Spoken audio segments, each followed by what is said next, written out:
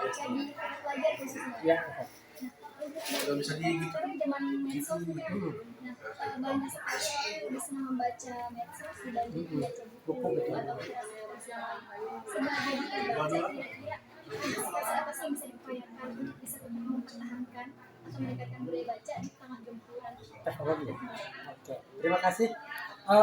Dalam konteks ini sebenarnya kita tidak bisa menolak ya kecanggihan teknologi, perubahan zaman itu tidak bisa menolak. Tetapi memang tugas utama saya dan Perpusda bagaimana masyarakat Banten ini terus mengoptimalkan kemampuan membaca.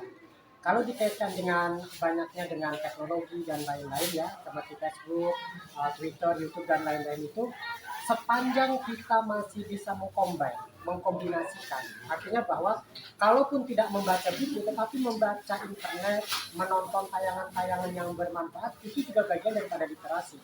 Tetapi hambatan yang muncul biasanya membaca buku sedikit, membaca ilmu pengetahuan di internet sedikit, selalu tergoda dengan misalkan Facebookan, WA-an, Twitteran begitu ya. Nah ini yang harus kita upayakan agar bagaimana tetap seimbang.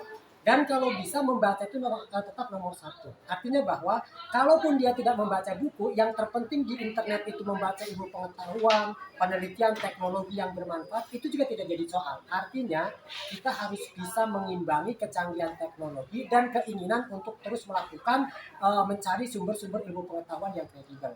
Nah, cuma memang hambatannya tadi, nulis baru selembar 2 lembar, terkadang ada inbox masuk, nah beralihlah ke inbox Facebook itu, sehingga itu semua menjadi mengganggu.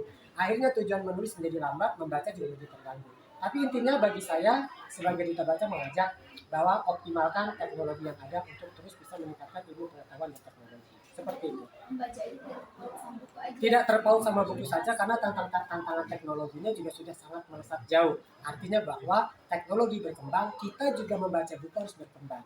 Yang terpenting hindari godaan-godaan membaca yang tidak penting. Misalkan kayak Facebook yang tidak penting atau barangkali ya ada main game segala macam, karena itu adalah bagian daripada godaan ya. Mudah-mudahan itu bisa sedikit dihindari. Tapi tetap fokus pada baik membaca buku maupun membaca sumber ilmu pengetahuan dari teknologi. Closing statement Kak, untuk khususnya pelajar Ya. pelajar yang ada di Banten, pelajar SMA di Banten, terkait untuk meningkatkan terus minat baca bagaimana? Saya pikir perlu siswa-siswa didekatkan dengan ilmu pengetahuan. Guru-guru harus bisa menjadi contoh di sekolah. Kalau memang gurunya sudah bisa menulis, kalau gurunya memang sudah pandai bersastra, dengan sendirinya nanti siswa akan mengikuti. Intinya bahwa bukunya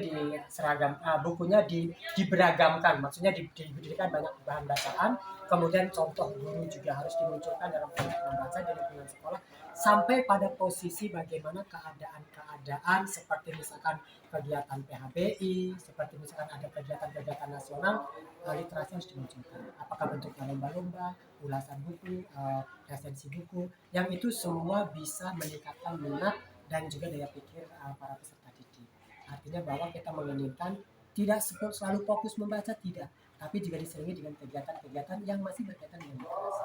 Saya yakin itu akan bisa kalau semuanya bergerak. Boleh kan nama, takut saya salah tulis sampai namanya.